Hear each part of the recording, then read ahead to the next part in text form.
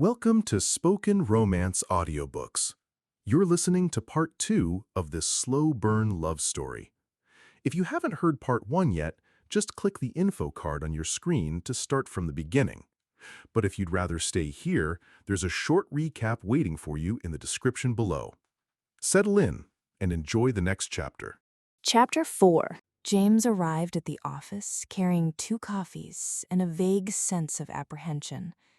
The revised creative presentation was scheduled for 9 o'clock, and despite Victoria's late-night approval, he couldn't shake the feeling that she might have changed her mind overnight.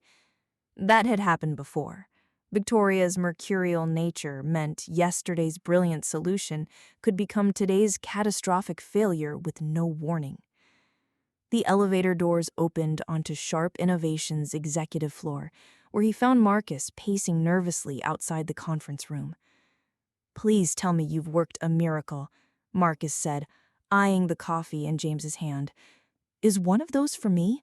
I've been up since 5, having stress dreams about Miss Sharp dismembering my career with verbal precision." James handed him the extra coffee. "This should help. And yes, I rebuilt the presentation." Marcus took a grateful sip.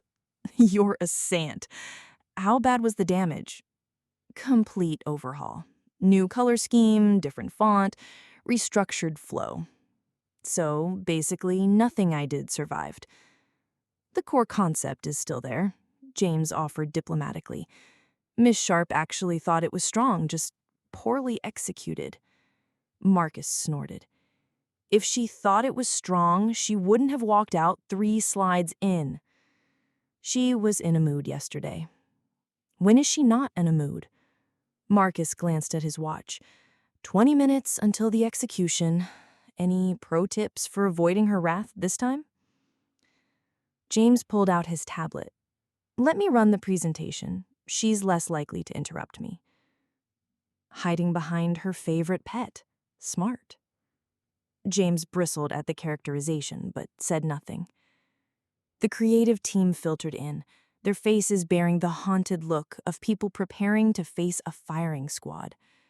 James had just connected his tablet to the presentation system when conversations abruptly died, signaling Victoria's arrival. She strode in wearing a tailored navy suit that made her eyes seem impossibly blue. Her hair styled in a sleek chignon that emphasized her cheekbones. As always, she was perfectly put together, not a hint that she'd been working past 11 the night before. "Good morning," she said crisply, taking her seat at the head of the table. "Let's not waste time. I have a meeting at 10. But when James finished, Victoria simply nodded and said, "Much better. The restructuring works. Marcus, make sure the final deliverables follow this exact format." Marcus blinked in surprise. "Yes, of course." "Good. Any questions?" Victoria scanned the room, her gaze daring anyone to speak. When no one did, she stood. "Then let's move on with our day." As the team filed out, visibly relieved, Victoria beckoned James to stay behind. Once they were alone, she adjusted the cuff of her sleeve and said, "That went well. The changes we made last night really strengthened the concept." Victoria's lips curved slightly. Yes, they did. She smoothed an invisible wrinkle from her jacket. "I have that meeting with the Davenport group at 10. Prepare the market analysis for me to review beforehand." "Already on your desk." She looked momentarily surprised, then nodded. "Good. And James, the lip balm you returned last night. Do you have any idea where I left the cap?" James frowned. "It was on when I gave it to you." "Well, it's not now, and it's a $75 lip balm." The implication that he was somehow responsible for this minor inconvenience was typical Victoria, needing to establish the hierarchy even after their moment of connection the night before. "I'll order a replacement," he said neutrally. "Do that." She turned toward the door, then paused. "Oh, and the Nexus Technologies meeting has been moved to tomorrow. Chad Winters is flying in himself instead of sending his team." James looked up sharply. Chad Winters is coming here? Victoria's expression tightened almost imperceptibly. Apparently, he feels this partnership warrants his personal attention. She examined her manicure. Make sure the proposal decks are flawless. Winters is known for his attention to detail. What she didn't say, but what James knew all too well, was that Chad Winters was Victoria's most formidable rival in the tech marketing world. His company, Nexus Technologies, had been competing with Sharp Innovations for clients and talent for years. The fact that they were now discussing a potential partnership was nothing short of shocking. "Is this partnership your idea or his?" James asked carefully. Victoria's eyes narrowed. "Does it matter?" "It might affect how we prepare." She considered this, then said, "Winters approached us. He claims there's a major client we could land together that neither of us could secure alone." "And you believe him?" "I believe in verifying before trusting." Victoria checked her reflection in the glass wall of the conference room, adjusting a strand of hair with practiced precision. "Schedule dinner for tomorrow night. Somewhere impressive, but not ostentatious. Winters has a distaste for obvious displays of wealth, despite being obscenely rich himself." "The Barrington?" "Perfect. 8 o'clock." She turned back to him and James, I want you there. Winters is bringing his new chief strategy officer. I need someone taking notes on their dynamic." "Of course." Victoria gave a satisfied nod and left, the subtle scent of her perfume lingering behind her. James spent the rest of the morning preparing briefing materials on Nexus Technologies and Chad Winters himself. By lunchtime, he knew more about Winters than was probably necessary. Business school MBA, former Olympic rowing alternate, divorced twice, no children, known for his philanthropic work with urban education initiatives. His company had a reputation for aggressive but ethical business practices, and Winters himself was frequently described in industry profiles as charismatic, brilliant, and intimidatingly handsome. The last descriptor was confirmed the next day when Winters arrived for the meeting 15 minutes early, catching James off guard. "You must be James Mitchell," he said, extending a hand. "Victoria's right-hand man." He was tall, taller than Victoria even in her highest heels, with the kind of effortless good looks that come from good genes and expensive habits. His handshake was firm, his smile genuine, and James found himself instantly disliking him on principle. "Mr. Winters, we weren't expecting you until 2. Chad, please." His smile widened, creating appealing crinkles around his eyes. "I'm a firm believer in the strategic advantage of punctuality. Is Victoria available?" "She's finishing another meeting. Let me show you to the conference room." James led Winters through the office, acutely aware of the heads turning as they passed. Winters had that effect, the kind of presence that demanded attention without seeming to seek it. "Beautiful space," Winters commented, taking in the sleek design of the Sharp Innovations office. Victoria's aesthetic touch is evident. She always had impeccable taste. The familiarity in his tone suggested a history James wasn't aware of. "Have you and Miss Sharp worked together before?" Winters chuckled. "Worked against each other more often. But yes, we go back. We were at business school around the same time, though I was a few years ahead." He stopped to admire a piece of modern art on the wall. "She's done remarkable things here. Always knew she would." In the conference room, Winters declined James's offer of refreshments and instead wandered to the window, taking in the city view. "Tell me, James, how long have you been Victoria's assistant?" "Almost 3 years." Winters turned, seeming genuinely impressed. "That's something of a record, isn't it? Victoria's standards are exacting." I find her expectations reasonable, James replied diplomatically. Do you? Winters studied him with newfound interest. Most people find working for Victoria akin to voluntarily placing one's hand in a meat grinder, painful, bloody, and ultimately diminishing. James felt a flare of protectiveness. Those people aren't up to the challenge. And you are. Winters smiled, but his eyes were evaluating. Interesting. What exactly keeps you here, enduring the legendary sharp temper and impossible demands? Before James could formulate a response, Victoria's voice cut through the air. Perhaps he appreciates working for the best, Chad. Not everyone settles for mediocrity. She stood in the doorway, a vision in a crimson dress that hugged her curves and made her look both powerful and decidedly feminine. It was a calculated choice, James knew. Victoria dressed strategically for every meeting, and this outfit was designed to remind Winters he was dealing with a force to be reckoned with. Victoria! Winters crossed the room and kissed her cheek, a gesture that seemed to surprise her. Radiant as ever, that color is particularly striking on you. Victoria recovered quickly, her smile professional but cool. Flattery already? You must want this partnership more than I thought. Winters laughed. Just stating facts. But yes, I think this collaboration could be beneficial for both of us. The tension in the room shifted subtly, charged with something James couldn't quite define. Victoria gestured toward the conference table. Shall we begin, or would you prefer to wait for your CSO?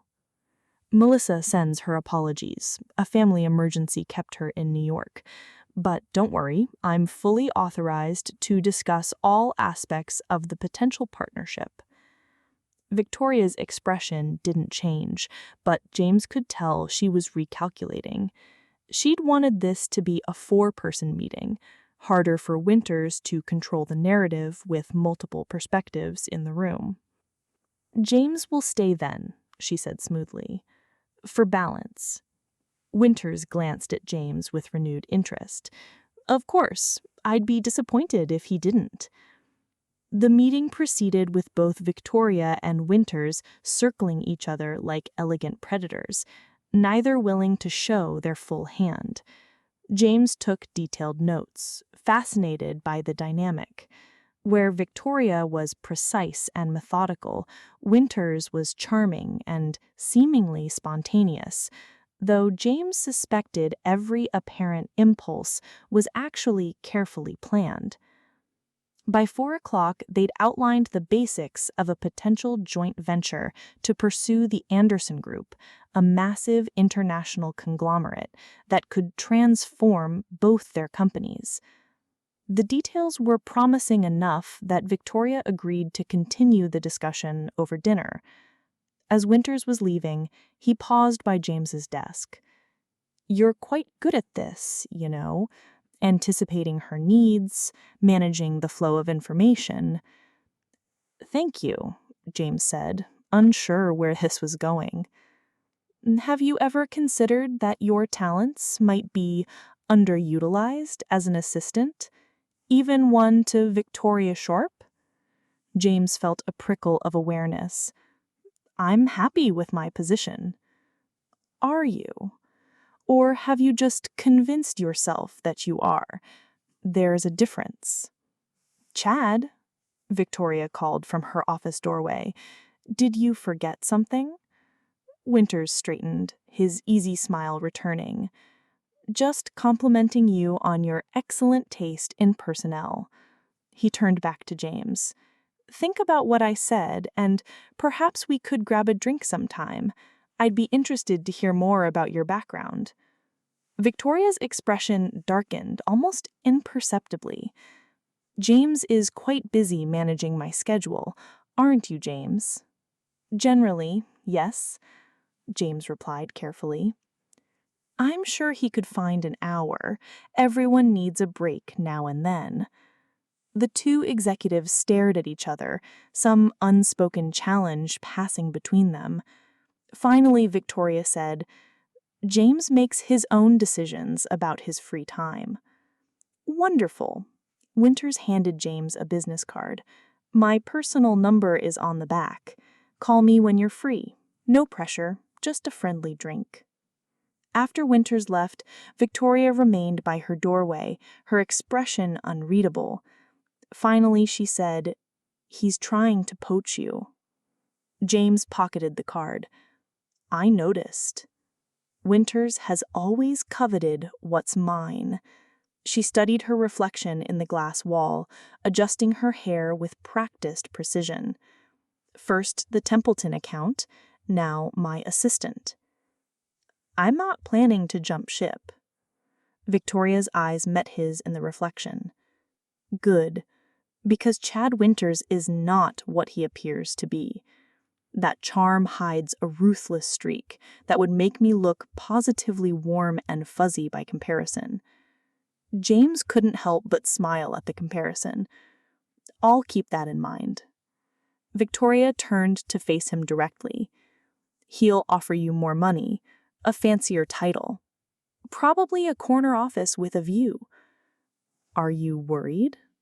Something flashed in her eyes, uncertainty perhaps, though it was gone so quickly James might have imagined it. "Don't be absurd.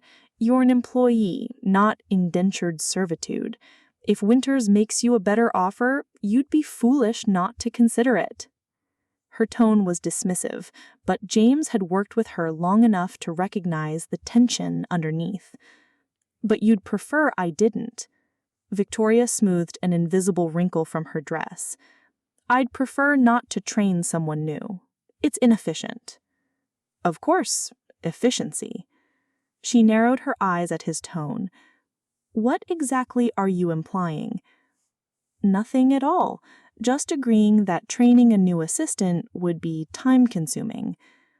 Victoria studied him for a moment, then seemed to come to a decision. "The Barrington reservation is at 8. Wear your navy suit, the one with the subtle pinstripe. It gives you an extra inch of height." The casual comment about his stature was so typical that James almost missed the fact that she'd noticed which suit made him look taller. "I'll pick you up at 7:30? "No, I have a salon appointment after work.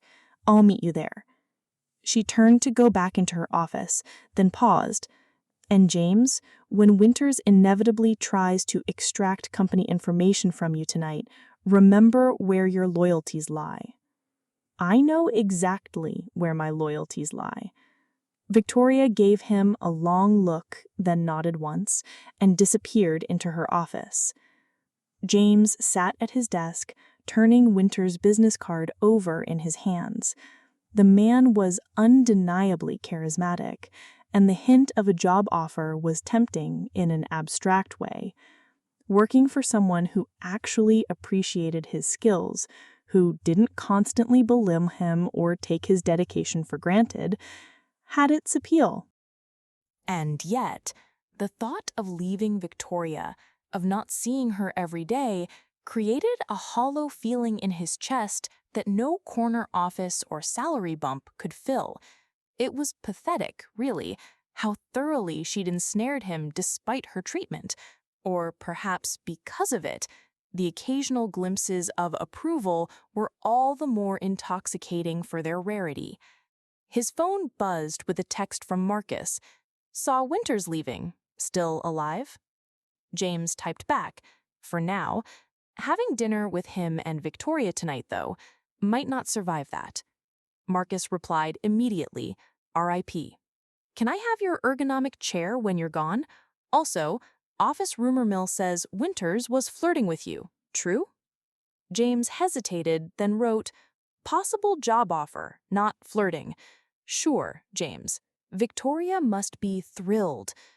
Before James could respond, Victoria emerged from her office, coat and bag in hand. "I'm leaving for my appointment. Confirm the dinner reservation and make sure they know I want the corner table in the east section. The lighting is better there. Of course, she'd considered the lighting. Already done. She paused at his desk. Did you order a replacement for the lip balm? It arrives tomorrow. Victoria nodded, satisfied. Good. She hesitated, then added, that navy suit really does suit you, by the way. Much better than the funeral director look you normally favor. With that backhanded compliment, she swept toward the elevator, leaving James staring after her. Just when he thought he had her figured out, she'd throw him a curveball like that. A compliment wrapped in an insult, delivered so casually he couldn't be sure which part she meant more. His phone buzzed again. Marcus. She's totally jealous someone else might want you. $10 says she wears something killer tonight to remind you what you'd be leaving behind.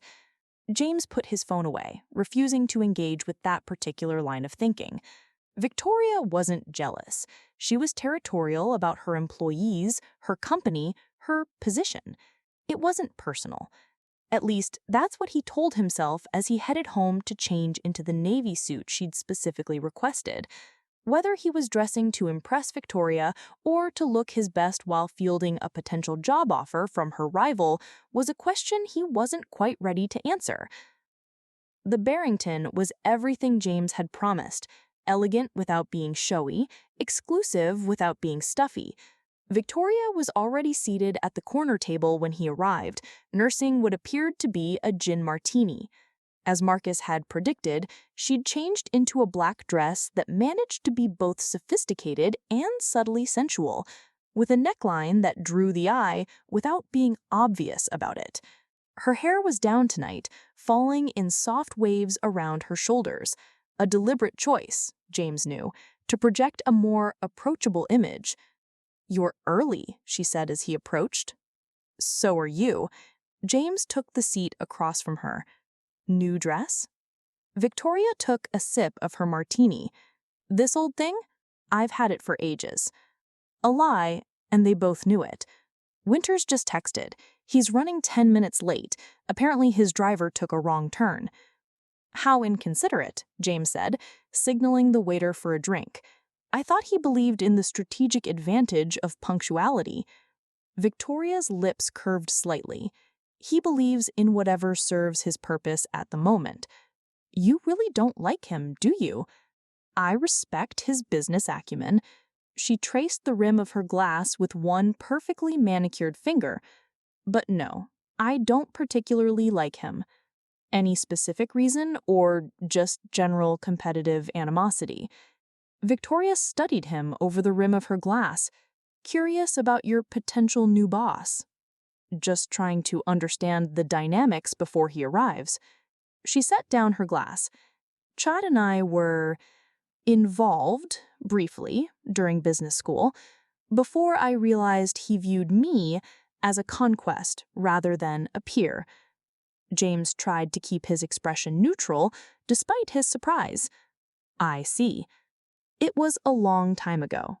Ancient history. She waved a dismissive hand. But it's worth knowing that Chad has a habit of wanting things simply because they belong to someone else. The implication was clear. Winter's interest in James might have more to do with taking something from Victoria than any genuine appreciation for his skills. Noted, James said, just as the waiter arrived with his drink. Victoria leaned forward slightly. That said, don't let my history cloud your judgment. If he makes you an offer, consider it on its merits. James searched her face, trying to discern what she really wanted him to do. I told you I'm not planning to leave. Everyone has their price, James. Her eyes met his directly. Even you. Before he could respond, Winters appeared at their table, looking impeccable in a custom suit that probably cost more than James's monthly rent. Victoria. James. He smiled warmly at both of them. Apologies for the delay. The traffic was inexcusable. Victoria's demeanor shifted subtly, her posture straightening, her smile becoming the practiced one she used for important clients. No need to apologize. We were just discussing you, in fact. All good things, I hope? Winters took the seat between them, effectively positioning himself as the center of attention.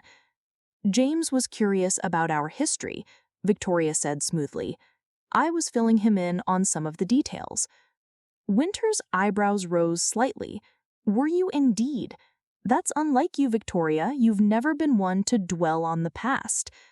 Consider it professional context for our current negotiations. Ah, Winters turned to James with a knowing smile. She's warning you, isn't she? Telling you I'm the big bad wolf to her innocent Red Riding Hood? Victoria laughed, the sound both musical and somehow dangerous. I think we both know I'm no one's idea of an innocent Chad. The tension between them was palpable, charged with history and competitive energy. James felt like he was watching a high-stakes tennis match where he couldn't quite tell who was serving.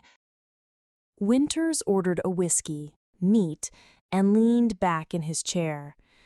So, James, you mentioned you've been with Victoria for nearly 3 years. What's your background? James has an MBA from Cornell and worked in management consulting before joining Sharp Innovations, Victoria answered, before James could speak. He's overqualified for his current position, but I convinced him the experience would be worth more than a traditional career path. Winters looked amused by her intervention. I was asking James, but thank you for the resume highlights. He turned his attention back to James. What I'm more interested in is why someone with your qualifications would choose to be an assistant, even to someone as formidable as Victoria. James took a sip of his drink, considering his response. I wanted to learn from the best. Victoria's reputation speaks for itself. Diplomatic answer, Winters smiled approvingly. But there must be more to it than that. Sharp Innovations has an associate program for MBAs. Why not that route? Victoria tensed, almost imperceptibly. James could tell she was wondering the same thing, a question she'd never actually asked him directly. The associate program would have given me broad but shallow exposure. Working directly with Miss Sharp gives me a front-row seat to high-level decision-making that most associates never see. A strategic choice, then, Winters nodded thoughtfully. You're playing the long game. I respect that. Victoria's expression was unreadable, but there was something in her eyes, surprise, perhaps, or reassessment. James has always taken a unique approach to his career. The waiter returned to take their orders, providing a momentary reprieve from the charged conversation. Once he left, Winters steered the discussion toward the potential partnership, outlining his vision for how their companies could work together to land the Anderson Group. Throughout the meal, James observed the dynamic between Victoria and Winters, the subtle jabs disguised as pleasantries, the strategic concessions, the careful probing for weaknesses. It was like watching two master fencers, each thrust and parry precisely calculated. But he also noticed something else. The way Winters occasionally directed questions specifically to him, valuing his input in a way Victoria rarely did publicly. The way Winters made sure James was included in the conversation rather than treated as an accessory. It was flattering, and he could understand why Victoria had been drawn to him years ago. By dessert, they had hammered out the basic framework for a joint proposal to the Anderson Group. Victoria excused herself to take a phone call, leaving James momentarily alone with Winters. She hasn't changed, has she?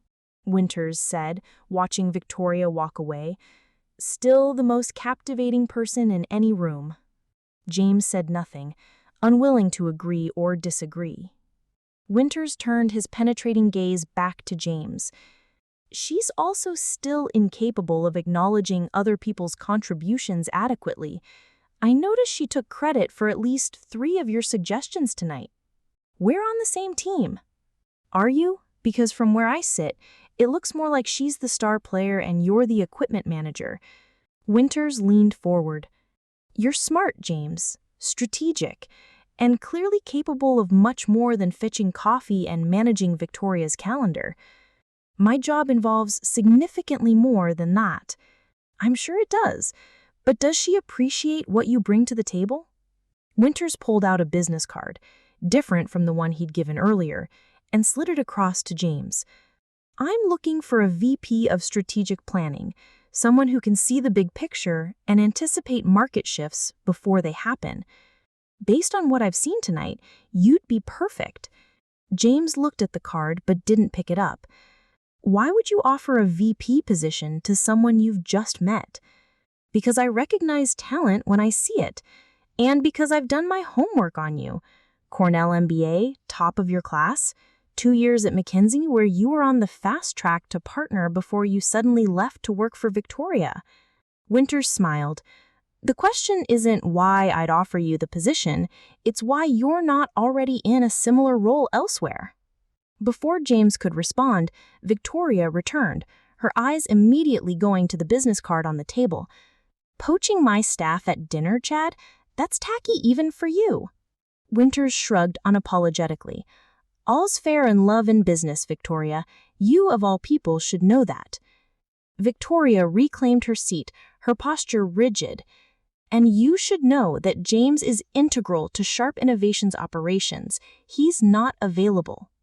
That's for James to decide, isn't it? Winters replied mildly. They both turned to look at him, and James felt the weight of their attention like a physical pressure. Victoria's expression was controlled, but there was something in her eyes, concern, perhaps, or reassessment.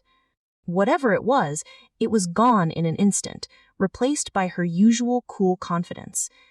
She knows his value to the company and his future opportunities with us. The implication was clear: stay loyal and be rewarded. James wondered if she meant it or if it was just a counter to Winters' offer. Winters seemed to read his thoughts.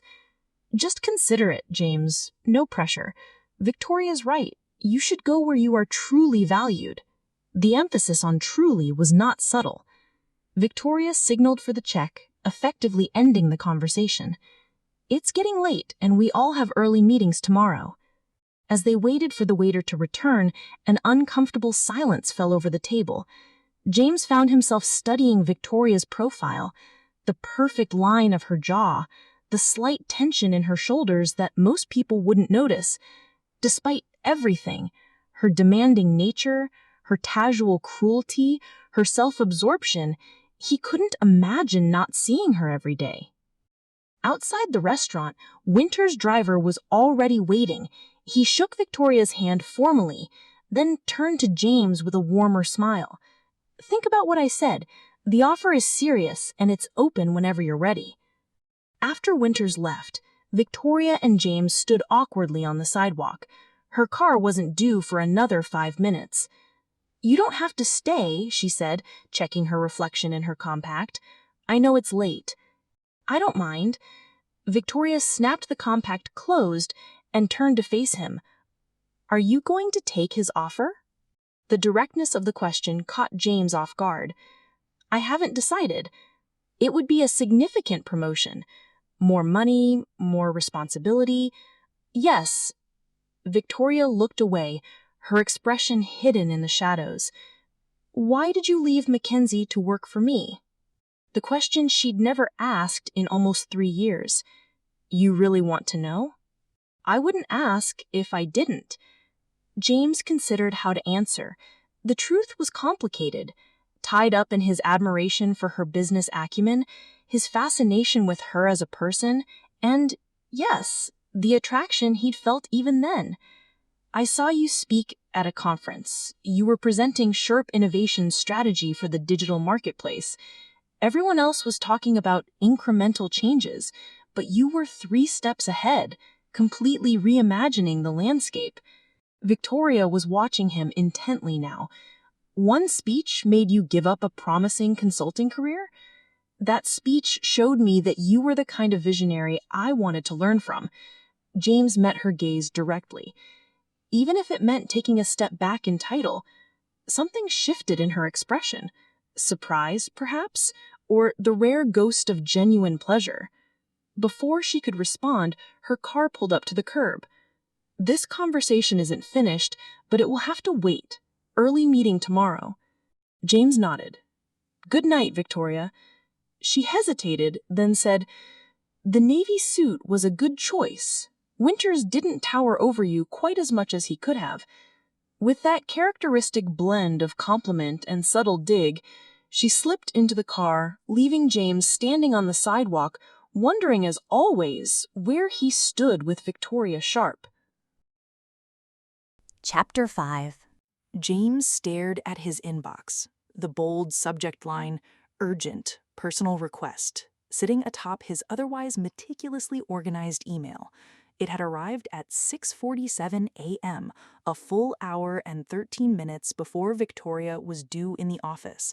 He'd been at his desk since 6, determined to finalize the prep for the Anderson Group presentation before she could find something wrong with it. The email's timing was telling. Victoria sent personal requests early, as if the dawn would somehow mask the inappropriateness of asking her executive assistant to handle matters that had nothing to do with Sharp Innovations. As if the hour would obscure the fact that executive assistant and personal errand boy were two entirely different job descriptions. James opened it with a resigned sigh. "James, need you to handle 2 personal matters today.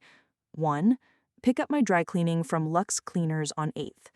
3 dresses, 2 blazers. They know which ones. 2, my first cousin's birthday is tomorrow. I need a gift. He's turning 8 and likes dinosaurs and space. Something educational but not boring.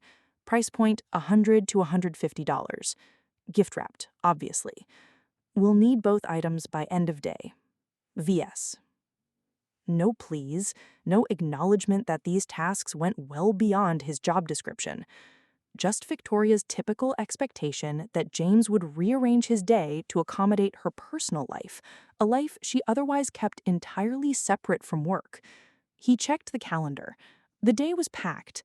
The Anderson Group presentation needed final revisions. There was the monthly budget meeting at 11, and the legal team needed input on the new vendor contracts by 3. Somehow he'd now need to squeeze in a trip to the dry cleaner and toy shopping for a child he knew nothing about. James rubbed his eyes and took a long sip of now lukewarm coffee. He could push back. Should push back, really. Especially after last night's dinner, when Victoria had implied he had a future at Shop Innovations beyond being her assistant. If that were true, wouldn't she start treating him more like an executive in training and less like a personal butler? But then again, Chad Winter's offer was still ringing in his ears. He'd placed the business card in his wallet, where it seemed to burn a hole through the leather. A VP position, a seat at the table rather than standing behind it, fetching metaphorical coffee. Maybe he should take it. Maybe he was a fool for even hesitating. As if summoned by his wavering loyalty, his phone buzzed with a text from an unknown number. "James, it's Chad Winters. Just checking if you've had a chance to consider my offer. No pressure, but I'd love to grab coffee and discuss specifics when you're ready." James stared at the message, trying to decide how to respond, when the elevator dinged. He quickly locked his phone as Victoria emerged, today in a sharp charcoal suit with a silk blouse the exact shade of a fresh bruise. Her expression was unreadable as always, but there was a tightness around her eyes that suggested she hadn't slept well. "Morning," she said briskly, not breaking stride as she passed his desk. "Is the Anderson presentation ready?" James stood, following her into her office with his tablet. "Nearly. I've incorporated the changes we discussed at dinner, but I think the marketing positioning section needs—" "Fine. Send it to me when it's done." She settled behind her desk, already scanning through emails on her laptop. "Did you get my message about the errands?" The abrupt topic change was typical. Victoria rarely acknowledged transitions between professional and personal requests. "Yes, I'll handle it." She glanced up, seeming to really look at him for the first time that morning. Problem? It was an opening, however slight. He could say something now, could point out that sending him shopping for her nephew wasn't an appropriate use of company time or his position. Instead, he said, No problem. I just need some additional information about your cousin to find a suitable gift. Something flickered across Victoria's face. Recognition, perhaps, that he was accommodating her unreasonable request without complaint. Again. His name is Ethan. He's academically gifted, but has trouble connecting with other children. Dinosaurs are his special interest, particularly the Cretaceous period. The specificity surprised James. He'd half expected Victoria to shrug and suggest he figure it out. The fact that she knew these details about her young cousin hinted at a relationship he hadn't imagined. She maintained. "I'll find something appropriate," he assured her. Victoria nodded, already returning her attention to her screen. "The budget meeting is at 11. I need the Q2 projections revised beforehand. They're on your desk, the blue folder." She reached for it without looking up. "And Winters sent a preliminary proposal for the Anderson partnership. I want your thoughts on it before I respond. I'll review it immediately." "Good." She waved a dismissive hand, the signal that he was to leave her office. James returned to his desk and checked the time. If he worked straight through the morning, he could review Winter's proposal, finalize the Anderson presentation, and maybe squeeze in a trip to the dry cleaner before the budget meeting. The toy shopping would have to wait until lunch. He pulled up Winter's proposal and began reading, making notes on potential pitfalls and hidden advantages. The work was engaging, exactly the kind of strategic analysis he'd hoped to be doing when he joined Sharp Innovations. It was just unfortunate that it came sandwiched between dry cleaning runs and toy shopping. His phone buzzed again with another text from Winters. "How about lunch in 2 days' time? My treat. No agenda beyond getting to know you better." James hesitated, then typed back, "Thanks for the offer. I'll check my schedule and get back to you." A non-committal response, but not a rejection. He wasn't ready to close that door yet, especially not when Victoria was reminding him so clearly of his actual place in her world. The morning passed in a blur of spreadsheets and presentation decks. James managed to slip out to the dry cleaner just before the budget meeting, returning with Victoria's garments carefully draped over his arm. She acknowledged the delivery with a distracted nod, her attention focused on demolishing the CFO's conservative growth projections. During lunch, James found himself in an upscale toy store, feeling oddly out of place among parents and grandparents shopping for children they actually knew. He wandered the aisles until he found the dinosaur section, overwhelmed by the options. Plastic figurines seemed too juvenile, plush toys too childish for a gifted 8-year-old. Finally, he spotted it. A museum-quality 3D dinosaur excavation kit, complete with a virtual reality component that would let Ethan explore prehistoric landscapes once he'd assembled the skeleton. Educational, but not boring. Perfect. As the clerk gift-wrapped the package in elegant blue paper with silver stars, James found himself wondering about Victoria's relationship with her young cousin. She never mentioned family, never took personal days for birthdays or holidays. Her emergency contact was her lawyer, not a relative. Yet she knew her cousin's special interest was specifically Cretaceous period dinosaurs. That detail tugged at James's curiosity like a loose thread. Back at the office, he placed the wrapped gift on Victoria's desk while she was in a meeting. She returned 40 minutes later, pausing when she saw the package. "This is for Ethan," James explained unnecessarily. "The 3D excavation kit includes a virtual reality component that explores the Cretaceous period specifically. The reviews suggest it's challenging enough for advanced 8-year-olds, but still engaging." Victoria picked up the box, examining the wrapping appreciatively. "Good choice." She set it down and turned to her computer, apparently considering the matter closed. James hesitated by the door. "Will you be seeing him for his birthday?" The question was unprofessional, prying into her personal life in a way he rarely dared. Victoria looked up sharply, her expression unreadable.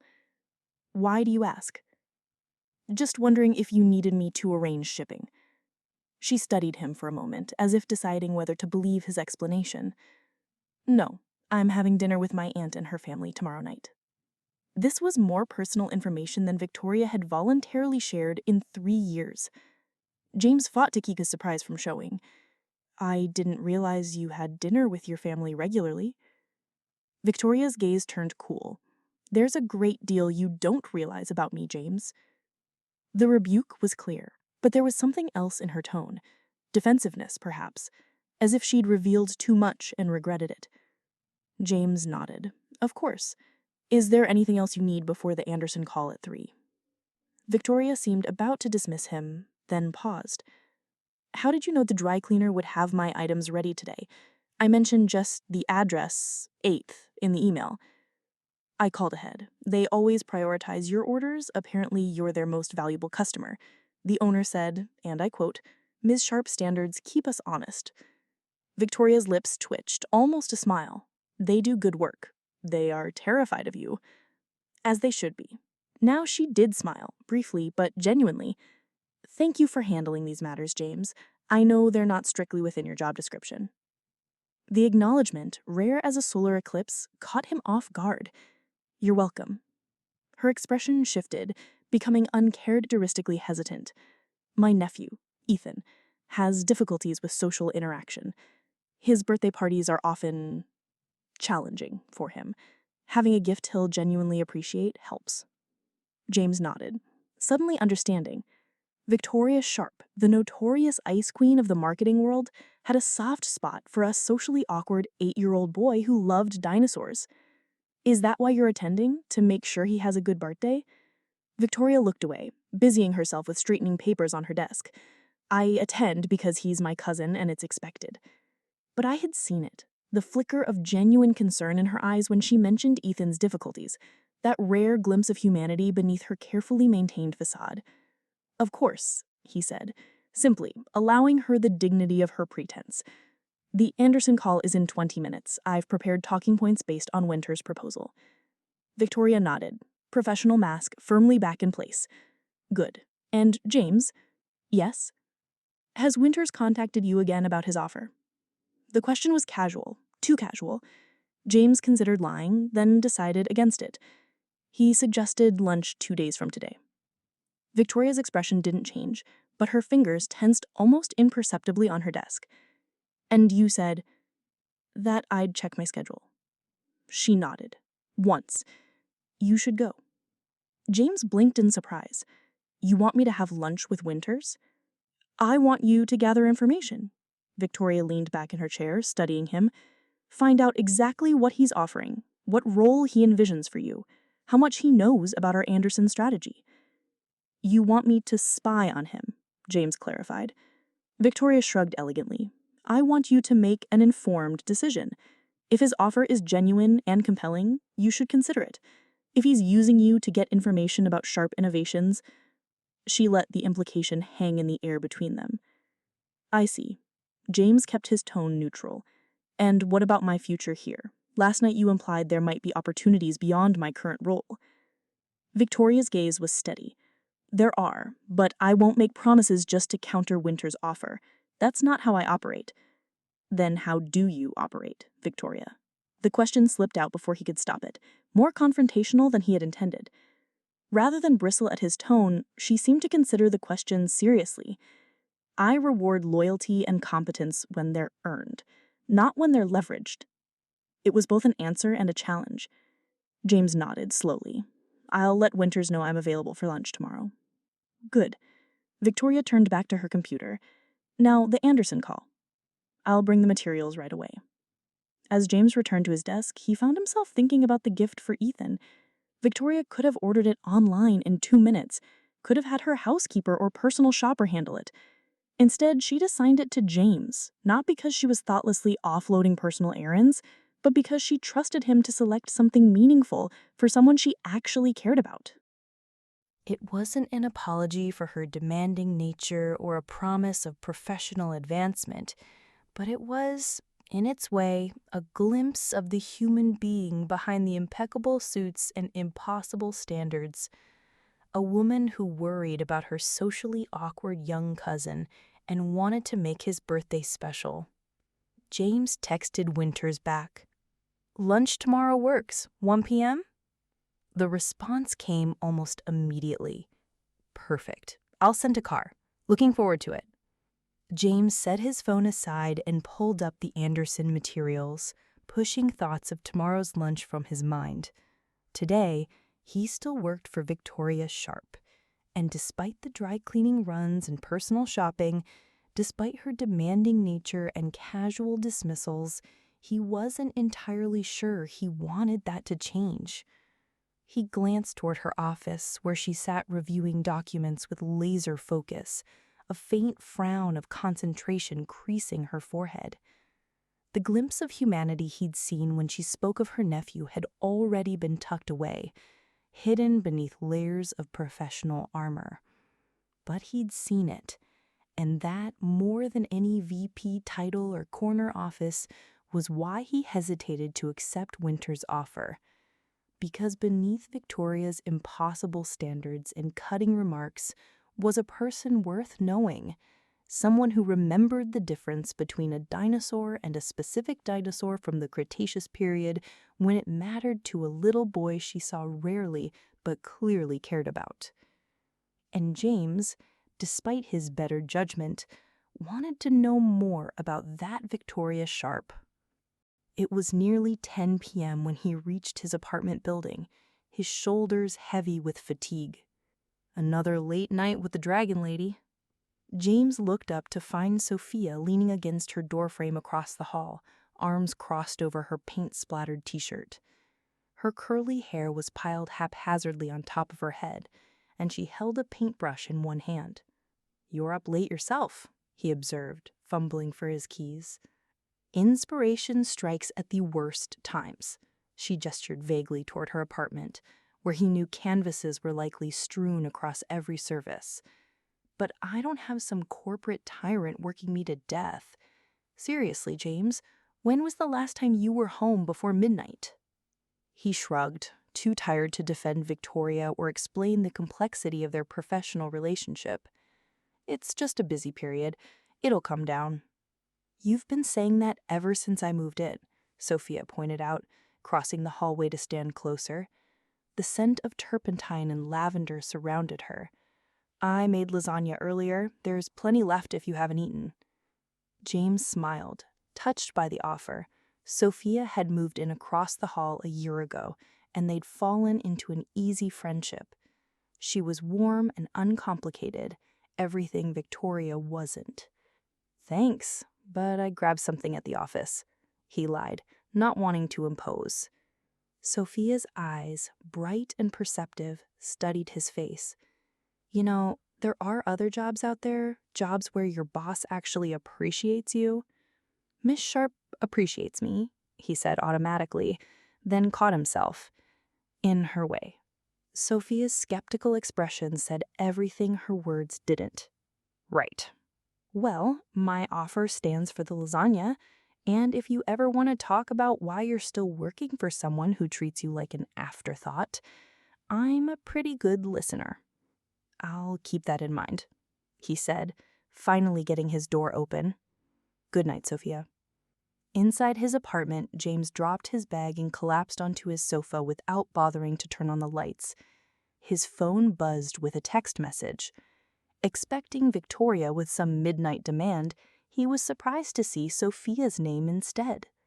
For what it's worth, any woman who doesn't see how incredible you are doesn't deserve your dedication. Sleep well, workaholic. James stared at the message, unsure how to respond. He appreciated Sophia's kindness, but she didn't understand. Few people did. His relationship with Victoria wasn't simple admiration or masochistic loyalty. It was complicated. His phone buzzed again, Victoria this time. "Received your analysis. Meet me in my office at 7 a.m. to discuss before the executive team arrives."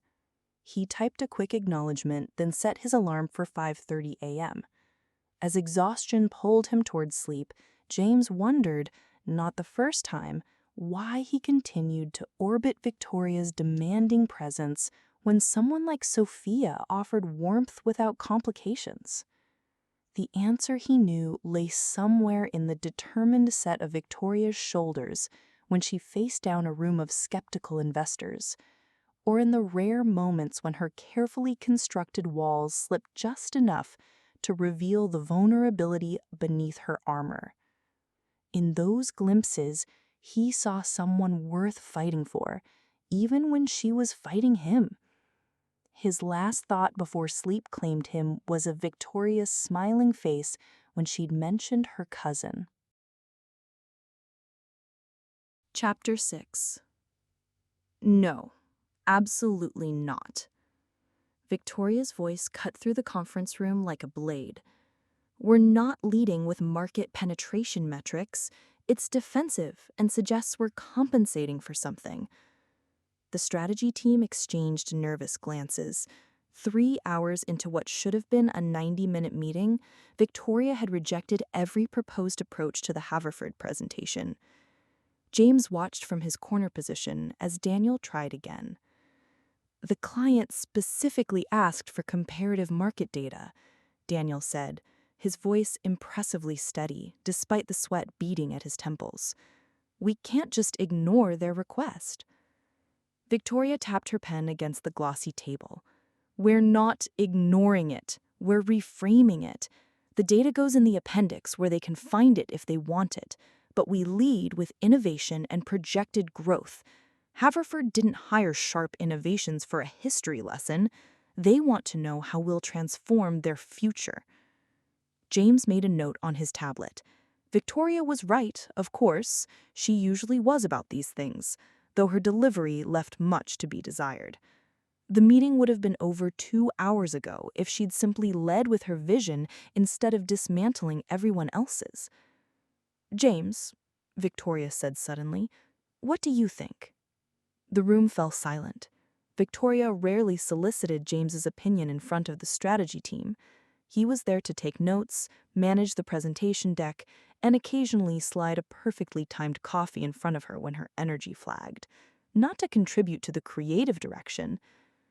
I think, he said carefully, that we could satisfy both approaches by opening with a single, powerful comparative metric that transitions immediately into our innovation strategy, one backward glance before facing firmly forward. Victoria's expression didn't change, but something shifted in her eyes. Give me an example. James tapped his tablet, bringing up a chart on the main screen. This one shows Haverford's current market position, respectable but stagnant, and then transitions directly into where our strategy would take them in 18 months. It acknowledges where they are without dwelling on it. The room held its collective breath as Victoria studied the chart. Finally, she nodded once. That works.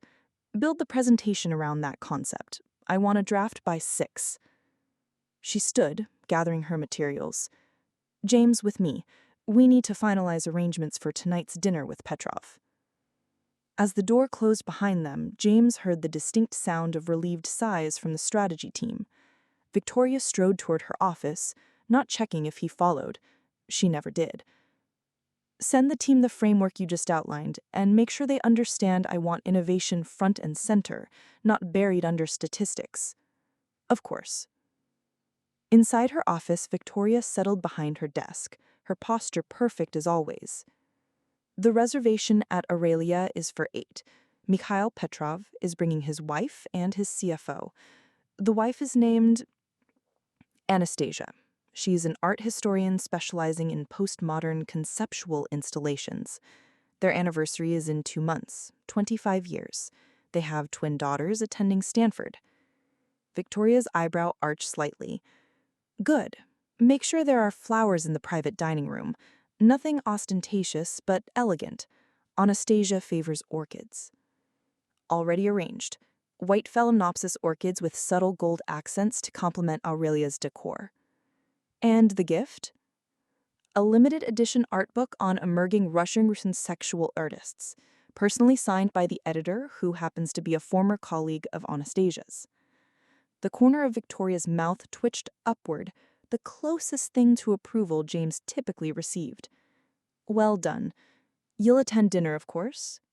It wasn't a question, but James nodded anyway.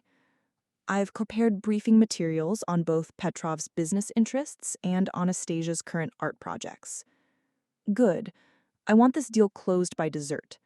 She turned to her computer, then paused. "You're having lunch with Winters tomorrow." The abrupt change of subject caught James off guard.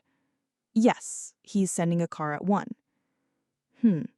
She typed something, her expression unreadable. "Wear the gray suit, the one with the subtle blue threading." James blinked in surprise. "Any particular reason?" "It photographs well." She didn't look up. "Winters likes to document his conquests." The implication that Winters might parade James as a high-profile poach from Victoria Sharp was clear. Also clear was Victoria's unspoken instruction to represent Sharp innovations well in any such photos. "I'll keep that in mind," James said neutrally. Victoria continued typing. "Winters will try to charm you. He's quite good at it." "You sound like you're speaking from experience." Her fingers paused imperceptibly over the keyboard. "I told you, ancient history. But relevant history, apparently." Victoria looked up then, her blue eyes sharp. "Chad hasn't changed his fundamental nature in 7 years. He still sees people as either assets to acquire or obstacles to overcome." She returned to her typing. "Just be aware that his charm conceals calculation." "As opposed to your approach, which is calculation without the charm?" The words slipped out before James could stop them. He expected a cutting rebuke, but instead Victoria's lips curved into what might almost be called a smile. "Precisely. At least I'm honest about it." She glanced at her watch. "I have calls until 4, then I need to review the Haverford presentation before we leave for Aurelia. Have the car ready at 7:30. Dismissed, James returned to his desk, wondering about the brief moment of honesty, almost playfulness in Victoria's response.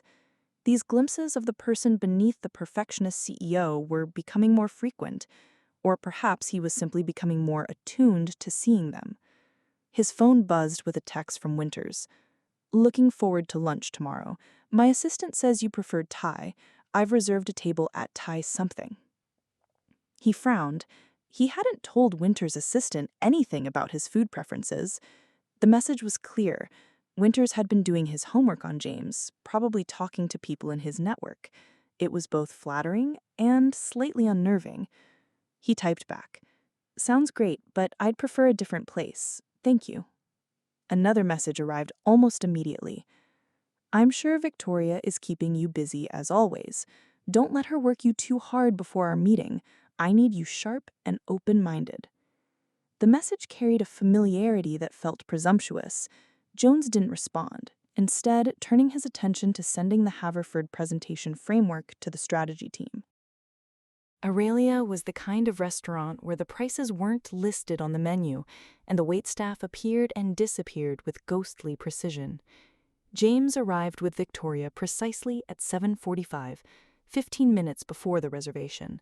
She insisted on arriving first to any business dinner, a power move that established her as the host, regardless of who had issued the invitation. "Mr. Petrov's car is 10 minutes out," James informed her as they were escorted to the private dining room. "His assistant says they're coming directly from their hotel." Victoria nodded, surveying the room with a critical eye. The orchid arrangements met with her approval, as did the lighting and table setting. She moved a single water glass 2 inches to the left, perfecting the symmetry of the table. "Remember," she said quietly, "Petrov responds to confidence and directness. His CFO, Baranov, is the cautious one. If Baranov starts asking about risk mitigation, redirect to long-term value." "And Mrs. Petrov?" "Is sharper than both of them and frequently influences her husband's decisions after the fact. Don't underestimate her because she discusses art instead of business." James nodded, making a mental note to pay particular attention to Anastasia Petrov's reactions throughout the evening. When the Petrovs arrived, Victoria transformed. The cool, demanding CEO became a warm, engaging hostess. She greeted Mikhail Petrov with exactly the right balance of professional respect and personal warmth, complimented Anastasia's necklace with genuine appreciation, and managed to reference a recent economic paper that Baranov had contributed to within the first 3 minutes of conversation. James watched in fascination. This was Victoria at her most effective, reading the room perfectly, adapting her approach to each person without seeming calculated. It was a masterclass in business charm, and despite having seen it many times, he remained impressed. As drinks were served, Victoria smoothly introduced James. "And this is James Mitchell, my executive assistant and strategic advisor. James has been instrumental in developing the partnership proposal we'll be discussing." The introduction was generous, elevating his status for the dinner. Petrov nodded respectfully, and Baranov immediately engaged him in questions about market projections, clearly testing whether this assistant actually had strategic knowledge. James fielded the questions easily, having thoroughly prepared for this exact scenario. From the corner of his eye, he noticed Victoria's slight nod of approval as he guided the conversation toward the unique value proposition Sharp Innovations was offering Petrov's company. The first course arrived, an artistic arrangement of seafood that looked too beautiful to eat. Anastasia commented on its presentation, which led to a discussion of Japanese aesthetic principles, which Victoria navigated with surprising knowledge. James made a mental note of this previously unknown interest of hers. As the meal progressed, the conversation flowed between business and culture, strategy and personal anecdotes. Victoria controlled the rhythm masterfully, ensuring business points landed at the right moments without making the dinner feel transactional. Under the table, her foot occasionally tapped James when she wanted him to emphasize a particular point or redirect the conversation. It was an intimate form of communication they developed over months of these dinners, silent signals that allowed them to work in perfect tandem. A tap on his right foot meant elaborate on this point. A tap on his left foot meant change the subject. 2 quick taps meant handle this question while I observe their reaction. By the main course, Petrov was already showing signs of being won over, leaning forward eagerly as Victoria outlined the third quarter implementation strategy. Baranov remained skeptical but engaged, his questions becoming more specific rather than oppositional. Anastasia, meanwhile, had been quietly observing James, her shrewd eyes missing nothing. "Tell me, Mr. Mitchell, how long have you worked with Victoria?" "Almost 3 years. And before that?" "I was with McKinsey." Anastasia's eyebrows rose slightly. "From consulting to an assistant position? That's an unusual career path." The question was pointed, designed to either unsettle him or extract information about Victoria's management style. James smiled politely. "Working directly with Victoria offers insights and opportunities that traditional roles don't provide.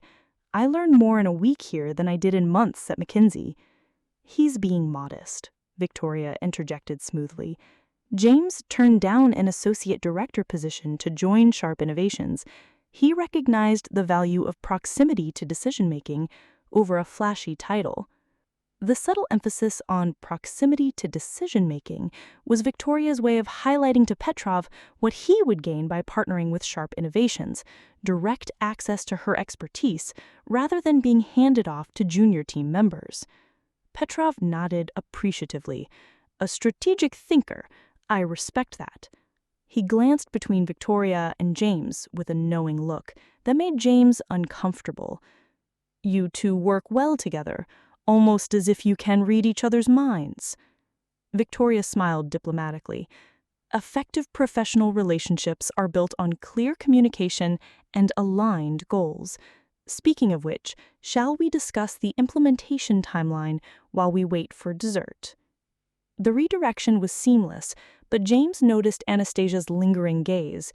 She had caught the deflection and found it interesting. When she eventually turned her attention back to the conversation, her eyes held a new speculation that made James wary. As dessert and coffee were served, Victoria guided the conversation toward closing. She had timed it perfectly. Petrov was engaged, but not exhausted. The mood was positive, and the most critical questions had been addressed. She presented the gift to Anastasia with exactly the right balance of professional courtesy and personal thoughtfulness. Anastasia's genuine delight at the art book and her surprise at finding it signed by her former colleague was the final touch needed. As she exclaimed over the book, Petrov leaned toward Victoria. "I think we have the outline of an excellent partnership, Miss Sharp. Have your team send over the revised proposal by Monday, and we'll move forward." Victoria didn't smile triumphantly or show any sign that this was exactly what she'd been orchestrating all evening. She simply nodded with dignified satisfaction. "I'm pleased we see the same potential, Mikhail. You won't regret this decision." After the Petrovs departed, Victoria remained seated, sipping the last of her espresso. James waited, knowing from experience that she liked a moment to decompress after these high-stakes dinners.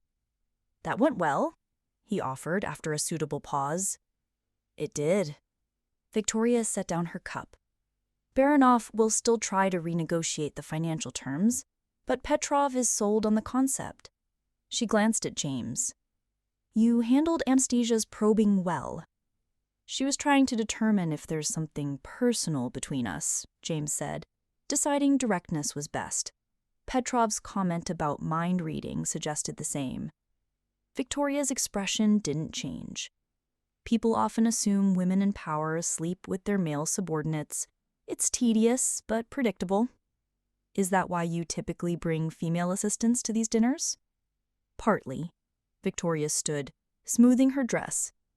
"Though in this case, Petrov responds better to male voices on technical matters. Old-fashioned sexism works in our favor occasionally." James rose as well, suddenly aware of how alone they were in the private dining room. "Should I be concerned about the impression we left?" Victoria considered him for a moment, her blue eyes unreadable. "No. Any speculation serves our purposes. Petrov will be more inclined to close quickly if he thinks he's gaining insight into my inner circle." The cool calculation was so typically Victoria that James almost laughed. Of course she would see even mistaken assumptions about her personal life as tactical advantages. The car was waiting when they emerged from the restaurant. Victoria slid into the back seat with practiced grace, James following.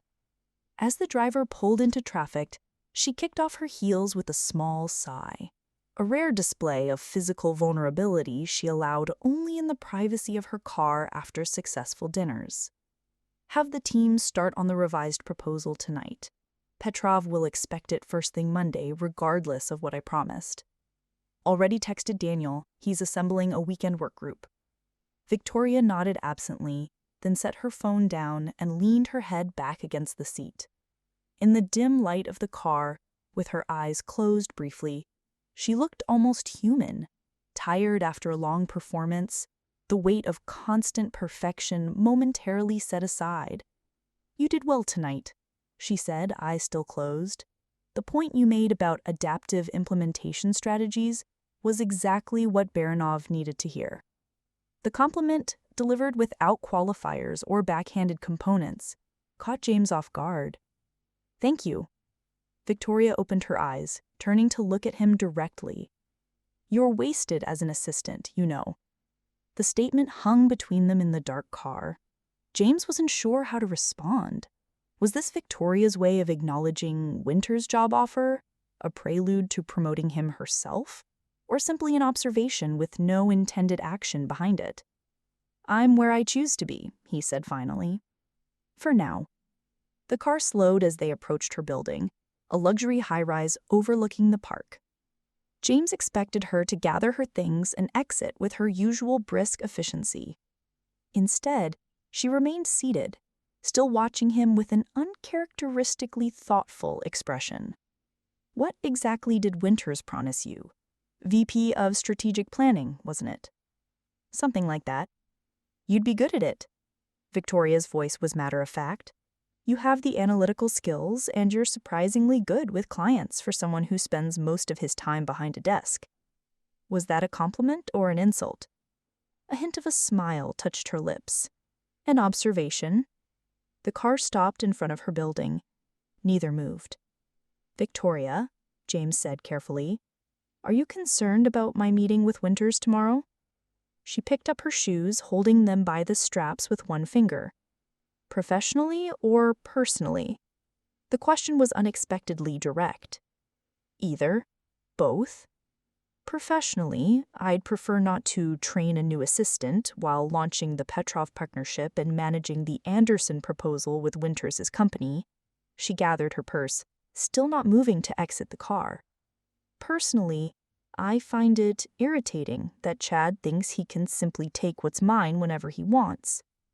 There it was again, that possessive framing that both frustrated and intrigued James. Was he an asset to her, a person, or something in between? "I'm not yours," he said quietly. "I work for you, there's a difference." Victoria's gaze sharpened. "Is there? When was the last time you had dinner with friends, took a long vacation, dated someone?" She didn't wait for his answer. "You've structured your entire life around this job, around me, for 3 years. That creates a relationship that goes beyond employment, James, whether you acknowledge it or not." The observation was uncomfortably accurate. His life had gradually reoriented around Victoria's needs and schedule, to the point where his friends had stopped inviting him to events because he knew he'd cancel if Victoria called. His dating life was basically non-existent precisely because of his unavailability and preoccupation with work. "That doesn't make me yours," he insisted, unsure why this point felt so important to defend. "No," Victoria agreed, surprising him. "But it does make me mine to lose." With that enigmatic statement, she finally moved to exit the car. The doorman rushed forward to open her door, and she slipped her shoes back on before stepping onto the sidewalk. "The car will take you home," she said, her professional mask firmly back in place. "Review the notes from tonight and send me the key points by noon tomorrow." "Of course." "And James," she leaned down slightly to meet his eyes through the open door, "whatever Winters offers you tomorrow, remember that he's buying what he thinks I value, not necessarily what you're worth." Before he could respond, she straightened and walked toward her building entrance, her posture perfect, her stride confident, despite the heels she'd been desperate to remove minutes earlier. The doorman nodded respectfully as she passed, and then she was gone, leaving James alone in the back of the car with her words echoing in his mind. Mine to lose. Not a possession, but not simply an employee either. Something more complicated. A relationship she valued enough to acknowledge, however obliquely. Coming from Victoria Sharp, that was practically a declaration of emotional attachment. As the car pulled away from the curb, James found himself replaying the evening. Not the successful business dinner or the secured Petrov contract, but the rare moments of honesty in the darkened car afterward. Victoria admitting he was wasted as an assistant. Victoria acknowledging that their relationship transcended normal professional boundaries. His phone buzzed with a text from Winters. "Looking forward to our lunch tomorrow. I have some ideas I think will interest you greatly." James slipped the phone back into his pocket without responding. Tomorrow he would have lunch with Chad Winters and hear his offer. He would wear the gray suit with the blue threading, as Victoria had suggested, both of them knowing full well it was a form of loyalty signaling, showing up to meet her rival while still dressed in accordance with her preferences. Victoria Sharp might be cold, demanding, and often impossible to please, but she was also brilliant, perceptive, and occasionally, unexpectedly, human. Tonight she had admitted, in her way, that she valued him beyond his utility as an assistant. Coming from Victoria, that was practically a declaration of emotional attachment. Chad Winters would have to offer something truly extraordinary to compete with the rare gift of Victoria Sharp's honesty. The car Chad Winters had sent was excessive, a black town car with leather seats that probably cost more than James's monthly salary. As they glided through downtown traffic toward the restaurant, James found himself wondering if the ostentation was intentional. A not-so-subtle reminder of the lifestyle that came with executive positions at companies that were not sharp innovations. Le Bernardin was the kind of restaurant where Victoria would dine with major clients. All white tablecloths and hushed conversations over $100 entrees. James had made reservations here for her countless times, but had never actually eaten there himself. The maitre d' recognized Winters immediately, leading them to a prime table with a view of the city skyline. "James, thank you for making time," Chad said as they settled into their seats. Looking closer, he appeared much younger than James had initially thought, and at 32, with the kind of confident smile that suggested he'd never been told no about anything that mattered.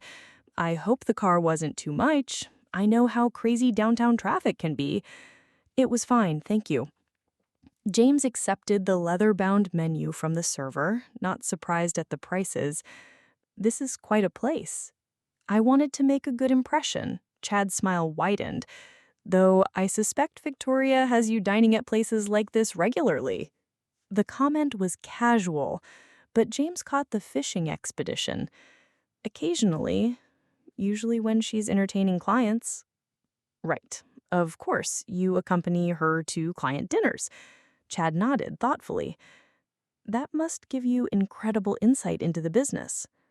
Most assistants don't get that kind of exposure to high-level strategy." James chose his words carefully. "Ms. Sharp values having someone who understands the full picture." "I'm sure she does. She's built quite a reputation." Paused as the server approached to take their drink orders. "Scotch? Neat," he told the server, then looked at James expectantly. "Just water, please." Chad raised an eyebrow. "Come on, James. You are not driving. Live a little." "I'm still on company time." "Ah." Chad leaned back in his chair, studying James with new interest. "Even at lunch. That's dedication." Or conditioning, James thought, but didn't say. 3 years of being constantly available to Victoria had blurred the lines between work hours and personal time until they barely existed. "So, tell me, what does a typical day look like for you at Sharp Innovations?" James gave a diplomatic answer about managing schedules and coordinating projects, carefully omitting the personal errands and the way Victoria's demands extended well beyond business hours. Chad listened with apparent fascination, asking follow-up questions that seemed designed to probe the boundaries of James's role. "And you're happy with that? The day-to-day operations?" James considered the question while pretending to study his menu. Was he happy? Yesterday, picking out dinosaur toys for Victoria's nephew, he might have said no. But when she had actually thanked him for handling her personal requests, when she'd shown that rare glimpse of vulnerability about her cousin, "It's challenging work," he said finally. "Never boring." "I can imagine. Victoria Sharp doesn't strike me as someone who accepts mediocrity. Though I have to wonder if you ever feel underutilized." The server returned to take their orders. James chose the entree, while Chad selected the market price seafood special without asking the cost. "I'm curious about something. At the office, you seemed surprised when I suggested Victoria might not be the best fit for someone with your potential. Have you ever considered what you might accomplish at a company where your talents were properly recognized?" James took a sip of his water, buying time. The question was direct enough that deflection would be obvious, but too honest an answer might reveal more than he intended. "I think most people wonder about alternative paths." "Of course, but wondering and acting are different things." Chad leaned forward slightly. "At Nexus Tech, we believe in promoting from within. Take Melissa, for example. She started as a junior account executive 5 years ago, Now she's the chief advisor of the company. That's impressive.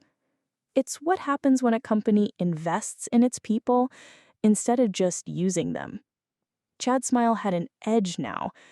Tell me, in your 3 years at Sharp Innovations, has Victoria ever discussed your career development? Concrete opportunities for advancement? The question hit closer to home than James would have liked. Victoria had made vague references to his potential, but nothing specific, nothing with timelines or defined roles. "We've discussed it," he said, which was technically true. "Discussed it?" Chad nodded slowly. "But no concrete offers, no clear path forward." James didn't answer, which was answer enough. "Here's what I can offer you," Chad said, his tone becoming more serious. "Associate VP of Strategic Planning, your own team, 50% salary increase, full benefits, and profit sharing. Real responsibility, not just managing someone else's calendar." The numbers hit James like a physical blow. 50% more than what Victoria paid him, plus benefits that were actually usable. He would never have to worry about budgeting or spend wisely again. "That's generous," he managed. "It's what you're worth, what you should have been earning all along." Chad paused as their meals arrived, giving James time to process the offer. "I know Victoria has cultivated this image of herself as some kind of business genius, but the truth is, most of her success comes from having exceptional support staff who never get proper credit." James felt a flare of irritation at the dismissive tone. Whatever Victoria's flaws, she's genuinely brilliant at what she does. She's built something impressive at Sharp Innovations.